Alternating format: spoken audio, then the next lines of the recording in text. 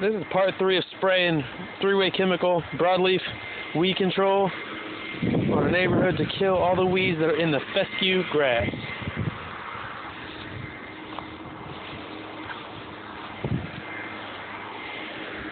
This is in Charlotte,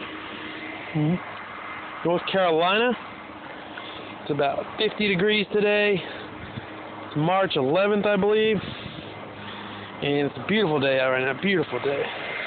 Look, sun's shining bright, blue sky. Get the sidewalks blown off as we speak. Good to go.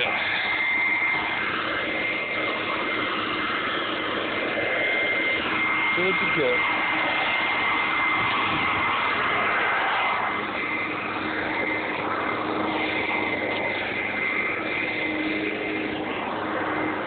Crossing the road here to get a little bit more.